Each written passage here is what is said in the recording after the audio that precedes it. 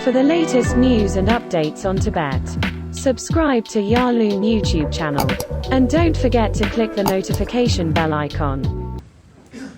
Hello everyone, it's a pleasure to be here. I'm Tencho Gyatso. I am Interim Vice President and Director of Outreach at International Campaign for Tibet, as Tongchola mentioned, in Washington, D.C. And we work primarily in D.C. lobbying for Tibet, or as an organization, that's what we do. So as a background, Dendola said he can barely remember his college days, that I can barely even remember. There's much before him, and I don't know if Gyasla will even be dreaming about those days.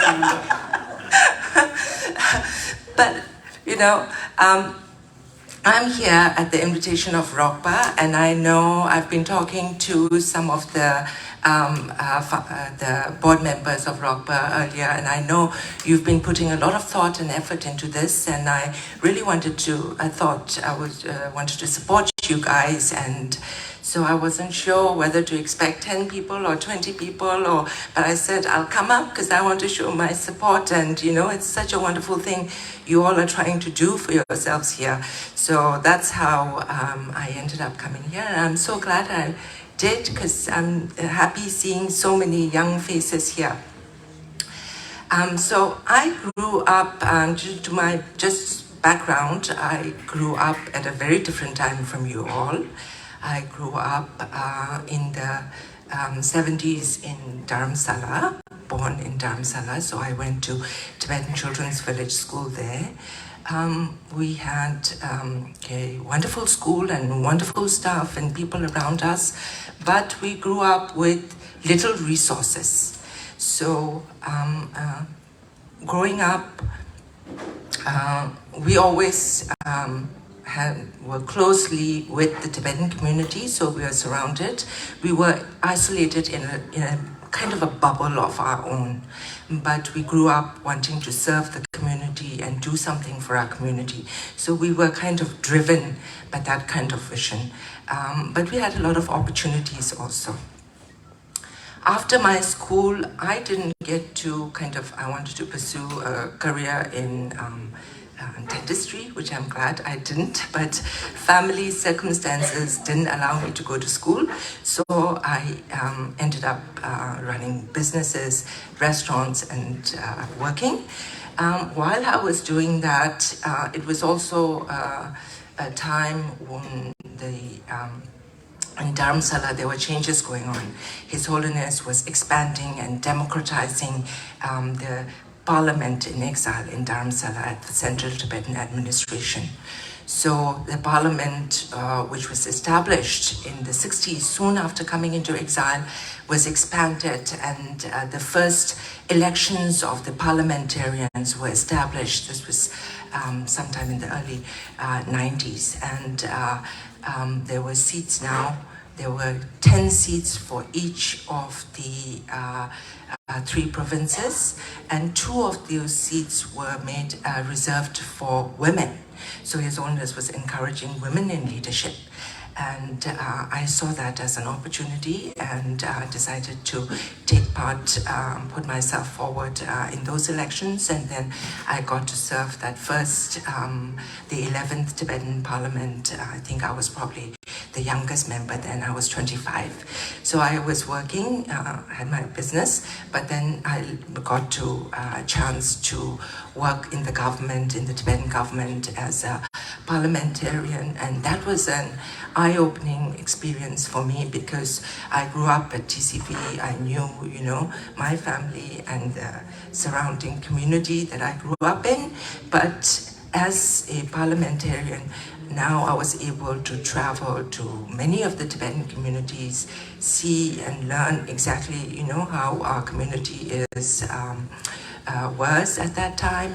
I got to travel also representing the Parliament to Europe and America and other places. So that was kind of an eye-opening experience for me. After that, in the 90s, in 1998, I immigrated to the United States.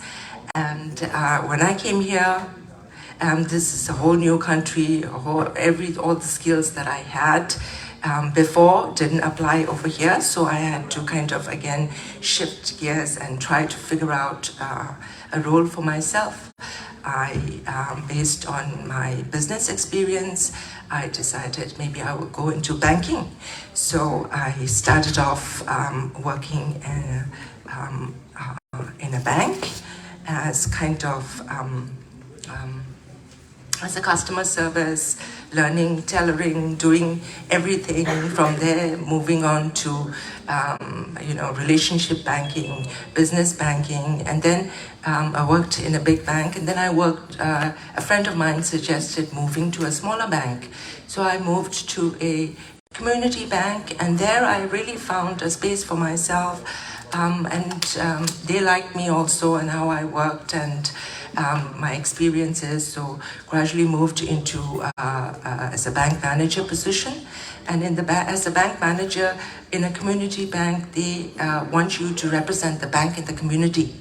So I was able to go into the business world and working into networking, building relationships for the bank and growing. And this was in the Boulder, Denver area in Colorado at that time. And then my husband, Gyatso, moved to Washington, D.C. to work at Voice of America. So then we moved to Washington, D.C., and that was in 2008. 2007. And 2007 was when the Congressional Gold Medal was awarded for His Holiness. The US Congress awarded that, and after that it was the lead up to the Olympic Games, and then if you remember, there were widespread uprisings inside Tibet. So at that, I had just moved there. I didn't have a job, so I was helping the Tibetan community with all the protests and campaigns that we were doing at that time for the Olympic Games. And then that's when I started involving with ICT, International Campaign for Tibet, and they decided to hire me as a staff, and I started working for them. And there I found a space to kind of build my Tibetan background and the advocacy work that International Campaign for Tibet does. And together with that, we started, I was part of the team organizing the first Tibet Lobby Day in 2009.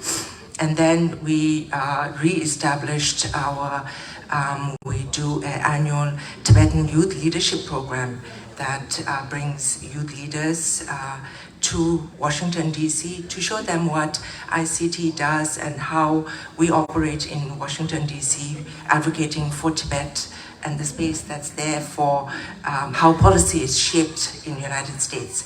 So I was able to do that. So that's kind of my journey from being a student at TCV to where I am now at International Campaign for Tibet, advocating and working on an issue that I care about very much for Tibet. So that's kind of briefly, and I think we'll have time for questions afterwards.